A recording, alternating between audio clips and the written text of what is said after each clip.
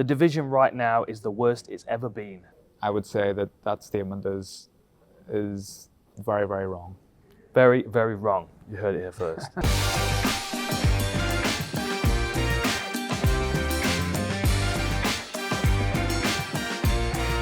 I'm Dan Hardy. And I'm Carl Frampton. And we are going through some hot takes on heavyweight boxing today. From Dale FB10. Fury is good, but overrated because he competes in the easiest era of heavyweight boxing.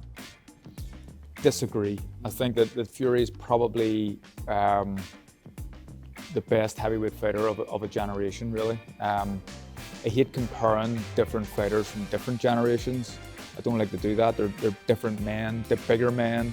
But you just got to go back to when Fury was a massive underdog against Vladimir Klitschko, one of the longest reigning heavyweight champions that we've seen, and he beat him on home soil. So I would strongly disagree with that. Heavyweight boxing's changed a lot, hasn't it? I mean, even if you look back at Muhammad Ali, like the size and the weight of him compared to the guys now. Cruiserweight probably these days, yeah. Alex Gordon. Based on his wins, Anthony Joshua has the best resume of any modern heavyweight boxer. Definitely better resume than Tyson Fury. Disagree as well. The best win from both Fury and AJ was Vladimir Klitschko. Both of them beat him. But when Fury beat him, it was a couple of years before AJ did. Yeah, I don't know. The resumes could be better from both guys, if I'm being honest. But I don't think you can say AJ's resume is any better than Tyson Fury's. Even the Wilder trilogy, although there was 2 wins and a draw, it should have been 3 wins. Them 3 wins, probably still slightly better than anything AJ's done. How do you feel like a loss like the Ruiz fight affects his legacy? It does a little bit, but look, if he came back and he won the rematch, and if he can push on and regain a heavyweight crown again, I think then that's something that's forgotten about pretty quickly. Alfred Hopkinson. Tyson Fury isn't at the top 5 heavyweights of all time. I think that he is. I think that he is. You know, you look at the heavyweights over the history of boxing, and you've got some fantastic heavyweights: Lennox Lewis, Mike Tyson. Go further back: Sonny Liston, Larry Holmes, Muhammad Ali.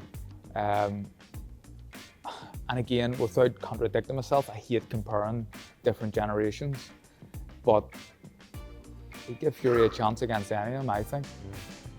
Yeah, I have to agree. Okay, Stiggy T19.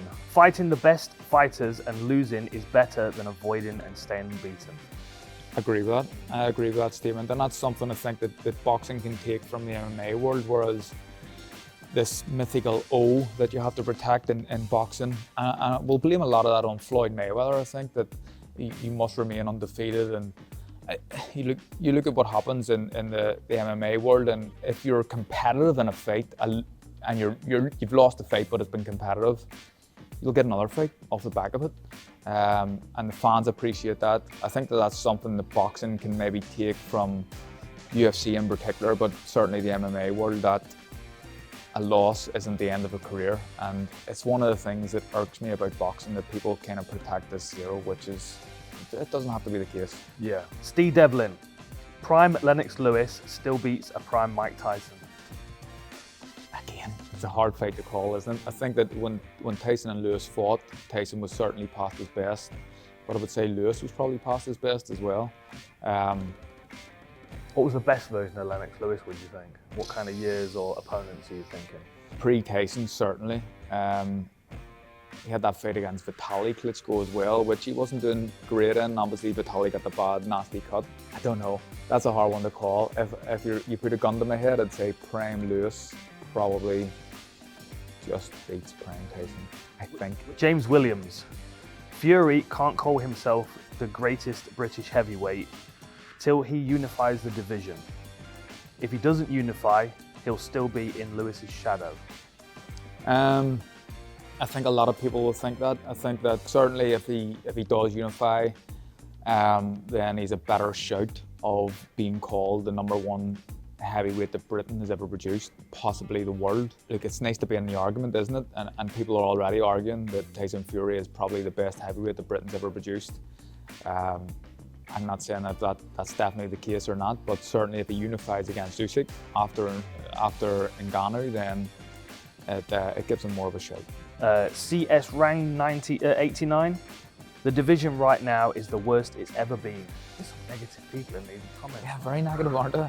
I don't think it's the worst it's ever been. Look at the era just slightly before this era, where Vladimir Klitschko ruled the roost for quite a long time. That was a worse era than we've got right now. If you look at some of the fighters at the minute, we've got Tyson, we've got Usyk, who's a former cruiserweight champion. We've got AJ, obviously, still. We've got Wilder. We've got a lot of fringe guys just coming on underneath as well. I would say that statement is very, very wrong. Very, very wrong. You heard it here first. Okay.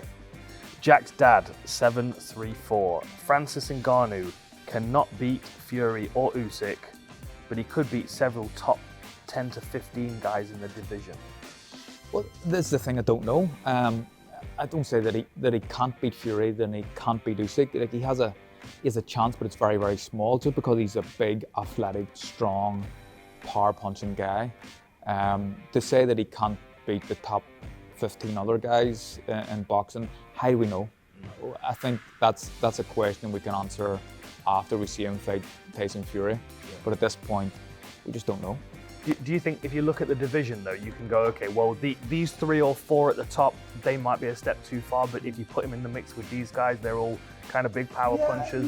Yeah, absolutely. There's a few heavyweights who I'm looking at and you're not that excited about, and you think they're maybe a little bit overrated, and certainly you can maybe stick Francis in with one of them guys and he has a better chance of winning. I'm not saying he beats them. But again, I would need to see what he's like against Tyson. But then again, it's not realistic against Tyson. It's not. He's fighting Tyson, who's the greatest heavyweight of a generation. If he was maybe, like you'd mentioned earlier, fighting someone like Chisora or someone who's at the end of his career, we'd get a bit more of a gauge as to what Francis can do as a boxer. But at this point, we don't really know. Yeah. I like the mystery element. 401 DJC. Usyk will beat Fury.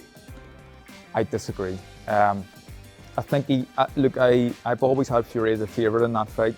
But just watching the Daniel Dubois performance, Usyk, although he was good and he won the fight convincingly, there was just some signs that make me think that Fury is an even stronger favourite than I originally thought.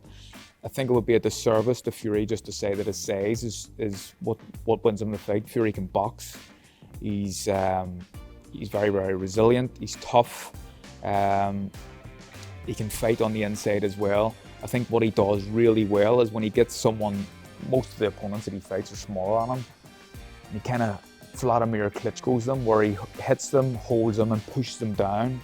That's energy sapping, very, very energy sapping, and I think that if he does that against Usyk will give him problems for a while because of his skill and his movement, but I think once Tyson works him out and he gets close and roughs him up, I think it'll be so energy draining that, there's going to be a clear winner in that fight.